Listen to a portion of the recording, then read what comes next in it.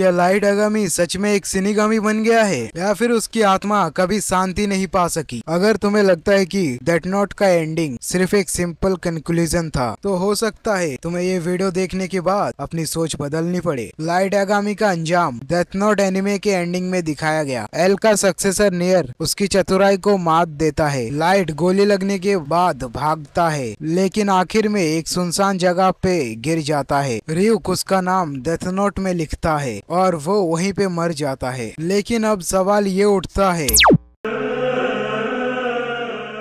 Light की आत्मा का क्या हुआ? डेथ नोट के अंदर एक इम्पोर्टेंट रूल है, जो भी डेथ नोट यूज करता है वो ना तो स्वर्ग जाएगा ना ही नरक। तो फिर लाइट की आत्मा कहाँ गई? उसका अंजाम क्या हुआ? एक पॉपुलर फैन थ्योरी कहता है कि लाइट सिर्फ मरा नहीं है, बल्कि वो एक शिनिगामी बन गया है। इस थ्योरी का एक बड़ा एविडेंस डेथ नोट रीलाइट मूवी से मिलता है। रीलाइट एक रिकैप मूवी है जिसमें रियुक एक नया शिनिगामी को लाइट की कहानी सुना रहा होता है। लेकिन सबसे अजीब बात, वो नया शिनिगामी एकदम लाइट की तरह लगता है। उसका बॉडी पोस्चर और चलने का तरीका लाइट से मिलता है। उसके पास एक एप्पल है जो सिर्फ लाइट और रियुक के बीच एक सिंबॉलिक कनेक्शन था। जब वो रियुक से बात करता है तो उसका डायलॉग्स लाइट जैसा ही लगता है। ये थ्योरी कहता है कि लाइट जो इंसानी दुनिया में जस्टिस का फरिश्ता बनना चाहता था, उसकी मौत के बाद एक शिनिगामी के रूप में एक नया अंजाम मिला। उसका पनिशमेंट ये था कि